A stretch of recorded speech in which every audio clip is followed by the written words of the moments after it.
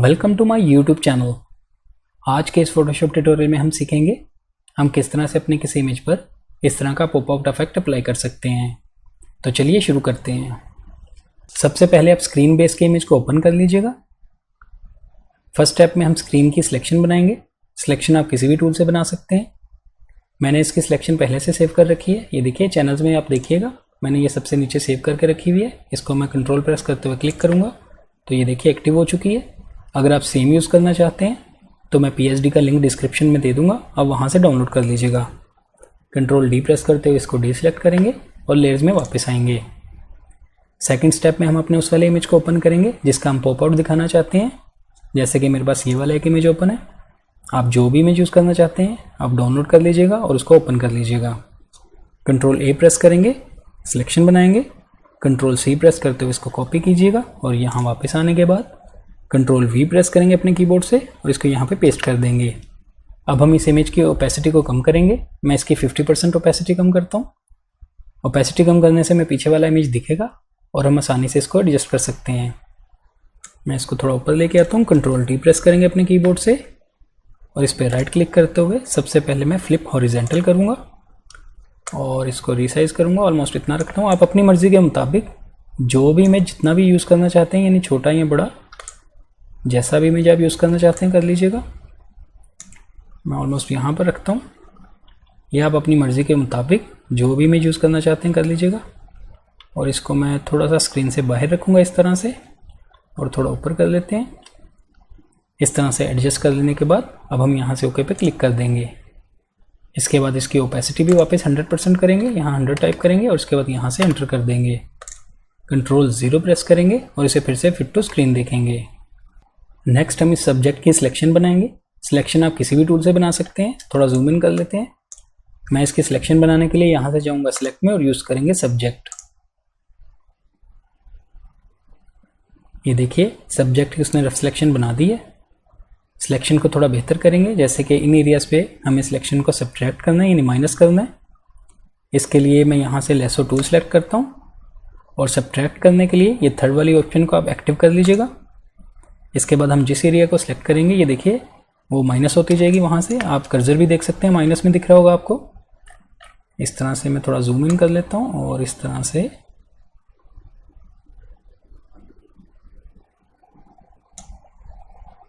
ये सिलेक्शन करते जाइएगा। यहाँ से भी करेंगे।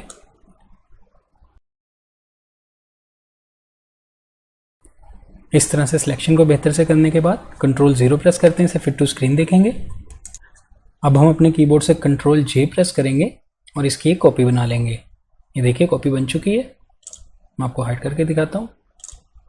कॉपी बनाने के बाद फिलहाल के लिए हम इस कॉपी को यहाँ से हाइड करेंगे और नीचे वाली लेयर को सिलेक्ट करने के बाद हमें इस स्क्रीन की सिलेक्शन बनानी है जो हमने स्टार्ट में सेव की थी। यानी सिलेक्शन को एक्टिव करेंगे। मैं यहाँ से चैनल्स में जाता हूँ और कंट्रोल प्रेस करते हुए इस सिलेक्शन पर क्लिक करेंगे। ये देखिए सिलेक्शन एक्टिव हो चुकी है। लेयर्स पैनल में वापस आएंगे और यहाँ आने के बाद यहाँ से लेयर मास्क ऐड कर देंगे। इसके बाद टॉप वाली लेयर को सिलेक्ट करेंगे जो हमने कॉपी बनाई थी और यहाँ से इसको भी विजिबल करेंगे। अब हम इसी मास्क को इस टॉप वाली लेयर पर भी अप्लाई करेंगे।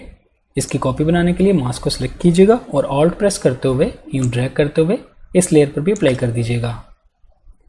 अब हम टॉप वाली लेयर पर जो हमने मास्क अभी अप्लाई किया है इसको सिलेक्ट करेंगे। हमें बाहर वाला एरिया भी दिखाना है। इसके लिए आप अपने कीबोर्ड से B प्रेस कीजिएगा, ब्रश टूल सेलेक्ट करेंगे, ओपेसिटी एंड फ्लो 100% और आपका फोरग्राउंड कलर वाइट होना चाहिए और इस तरह से पेंट करेंगे जो कि बाहर वाला एरिया हम दिखाना चाहते हैं। ये देखिए इस तरह से पेंट कर लीजिएगा। नेक्स्ट हम अपनी स्क्रीन पर ग्लो ऐड करेंगे यानी लाइटिंग ऐड करेंगे। इसके लिए नीचे वाली लेयर को आप सिलेक्ट कर लीजिएगा। यहाँ से जाएंगे FX में और यूज़ करेंगे आउटर ग्लो। इसको मैं थोड़ा साइड पे करता हूँ, साथ साथ आप प्रीव्यू देखिएगा। इसका ब्लेंडिंग मोड आप यहाँ से ओवरले सेलेक्ट कीजिएगा। ओपेसिटी को फुल रखेंगे, 100% टाइप करेंगे, नॉइज 0 रखिएगा और कलर वाइट रखिएगा। टेक्निक में सॉफ्टवेयर रखेंगे, स्प्रेड 0 रखिएगा और साइज़ को यहाँ इंक्रीज़ करेंगे। मैं 250 के आसपास टाइप करता हूँ। कॉन्टूर फर्स्ट वाला लीनियर सेलेक्ट रखेंगे जो कि बाय डिफ़ॉल्ट है और रेंज हम यहाँ पे 90 टाइप करेंगे। ये वैल्यूज़ देने के बाद यहाँ से ओके पे क्लिक कर दीजिएगा। ये देखिए before and after. Same outer glow हम ऊपर वाली लेयर पे भी अप्लाई करेंगे। मैं ऑल्ट प्रेस करते हुए यूँ ड्रैग करूँगा इस स्मार्ट फिल्टर को और इस वाली लेयर पर भी अप्लाई कर देंगे जो कि टॉप पे लेयर है। लेकिन हमें इसकी ओपेसिटी कम करनी है। यहाँ पे मैं इस पर डबल क्लिक करता हूँ और इसकी ओपेसिटी को मैं यहाँ पे 32 टाइप करूँगा और इसके बाद यहाँ से भी ओके पे क्लिक कर देंगे। नेक्स्ट स्टेप में हम शेडो बनाएंगे, इसका जो बाहर की तरफ होगा।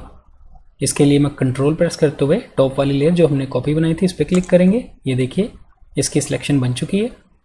सिलेक्शन एक्टिव करने के बाद अब हम इस लेयर से नीचे लेयर ऐड करेंगे। नीचे लेयर ऐड करने के लिए आप कंट्रोल प्रेस करते हुए न्यू लेयर वाले आइकन पर क्लिक कीजिएगा। ये देखिए नीचे ब्लैंक लेयर ऐड हो चुकी है। अब हम इसमें ब्लैक कलर फिल करेंगे जो कि मेरा फोरग्राउंड कलर है। मैं अपने कीबोर्ड से ऑल्ट बैक स्पेस प्रेस करूँगा और इसमें ब्लैक कलर फिल कर देंगे। कंट्रोल डी प्रेस करेंगे और इसको डिसेलेक्ट करेंगे। नेक्स्ट हम अपने कीबोर्ड से कंट्रोल टी प्रेस करेंगे। ये जो नीचे लेयर थी हमने जो इसका शेडो बनाया है इसको सिलेक्ट करने के बाद इस वाले एंकर पॉइंट से ड्रैग करते हुए नीचे की तरफ लेके आएंगे। ऑलमोस्ट इतना रखते हैं और यहाँ से मैं थोड़ा आगे की तरफ लेके जाऊँगा और कंट्रोल प्रेस करते हुए इस वाले एंकर पॉइंट से इसको यूँ ड्रैग करूँगा और ऑलमोस्ट इसको ये वाली शेप देंगे और यहाँ से भी आप एडजस्ट कर लीजिएगा। इस तरह से एडजस्ट कर लेने के बाद अब हम यहाँ से ओके पे क्लिक करेंगे। इस पर राइट क्लिक करेंगे और इसे भी कन्वर्ट टू स्मार्ट ऑब्जेक्ट बना देंगे। इसके बाद यहाँ से जाएंगे फिल्टर में, ब्लर और यूज़ करेंगे गशियन ब्लर। यहाँ आने के बाद इसकी वैल्यू मैं 6 to 7 दूंगा। मैं इसको 6.5 दे देता हूँ और यहाँ से ओके पे क्लिक कर देंगे। इसके बाद फिर से जाएंगे फिल्टर में, ब्लर और इस बार यूज़ करेंगे मोशन ब्लर।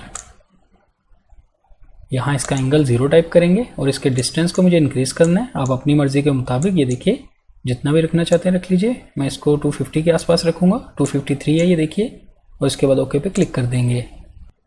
अब हम इसकी ओपेसिटी को भी एडजस्ट करेंगे। मैं यहाँ पे इसकी ओपेसिटी को 55 टाइप करता हूँ। आप अपनी मर्ज़ी के मुताबिक कम या ज़्यादा भी कर सकते हैं और कंट्रोल टी प्रेस करते हुए इसको मैं थोड़ा सा रिसाइज भी करूँगा। ऑलमोस्ट यहाँ रखते हैं और यहाँ से ओके पे क्लिक कर देंगे और अपने एरो की मदद से मैं इसको थोड़ा सा ऊपर भी करूँगा ऑलमोस्ट इस जगह पर। ये आप अपनी मर्ज़ी के मुताबिक एडजस्ट कर लीजिएगा और मैं इसकी ओपेसिटी थोड़ी कम कर रहा हूँ। मैं यहाँ पे 42 टाइप करूँगा और इसके बाद फिर से एंटर कर देंगे। लास्ट स्टेप में मैं टॉप वाली लेयर के हाईलाइट्स को थोड़ा सा बेहतर करना चाहता हूँ, यानी थोड़ी लाइटिंग ऐड करना चाहता हूँ और इसके लिए मैं टॉप वाली लेयर को सिलेक्ट करता हूँ। अपने कीबोर्ड से कंट्रोल एल प्रेस करते हुए लेवल की विंडो को ओपन कर लेंगे और इस वाले स्लाइडर की मदद से इसको मैं लेफ्ट की तरफ लेके जा रहा हूँ। ये देखिए साथ साथ आप प्रीव्यू भी देख सकते हैं। मैं इसको बहुत ज़्यादा नहीं करूँगा, यहाँ पे मैं 240 टाइप कर देता हूँ। आप अपनी मर्ज़ी के मुताबिक ये चेंजेस कर सकते हैं। ये वैल्यूज़ देने के बाद ओके पे क्लिक कर देंगे। ये वैल्यूज़ देने के बाद अब आप देख सकते हैं हमारा 3D पॉप आउट क्रिएट हो चुका है। ये देखिए इस तरह ये सेटिंग्स अप्लाई करते हुए आप भी अपने किसी इमेज पर इस तरह का इफेक्ट अप्लाई कर सकते हैं। आई होप आपको आज का ये ट्यूटोरियल अच्छा लगा होगा। वीडियो पसंद आई तो लाइक कीजिएगा, मेरे चैनल को सब्सक्राइब कीजिए। मिलते हैं नेक्स्ट वीडियो में एक न्यू ट्यूटोरियल के साथ। Thank you.